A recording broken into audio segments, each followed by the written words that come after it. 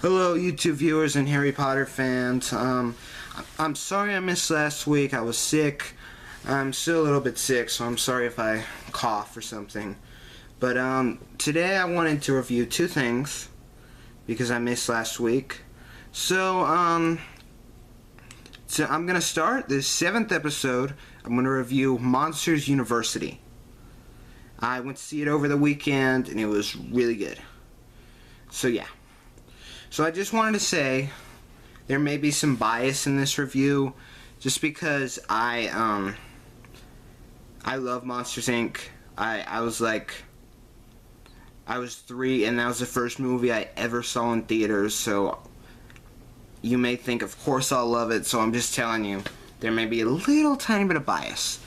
So anyway, now I'm going to tell you about the plot. Before Monsters Inc., Mike and Sully attend college to learn how to scare.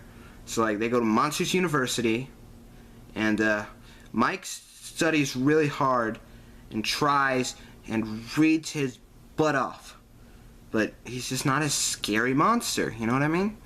And Sully doesn't try because he thinks he's too good, and his father is famous for being one of the greatest scarers. And the film centers on how Mike and Sully and a team of monsters called the Uzma Kappa try to win the scare games so they can continue going to Monsters University and being in the scare program. So yeah, that's pretty much the plot. There's a little bit more to it, but I don't want to give much away. So the positives and negatives. To start with the positives, I loved how it had some really great references to Monsters Inc. and setups. Like, a lot of things were setting up for Monsters Inc. And there's a thing with Mike and Sully, well, the team, you know, in the beginning of Monsters Inc. how Mike is doing all that to get Sully ready for the day. There's a thing, Mike's getting everybody in the team ready for their challenge, so that's kind of cool. And there are so many climactic moments, and it really draws you in, you know. A lot of movies, you know, are just, hate to say, boring and don't draw you in. This is not one. And there's some great character development just to lead up to Monsters Inc. Particularly Mike, Sully, and Randall. Mike, it pretty much centers on him, how he's gaining confidence.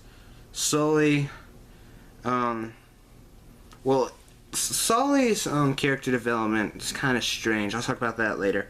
And Randall, he was originally Mike's friend, his roommate, and you see how he draws farther and farther away and becomes their enemy, Mike and Sully's enemy.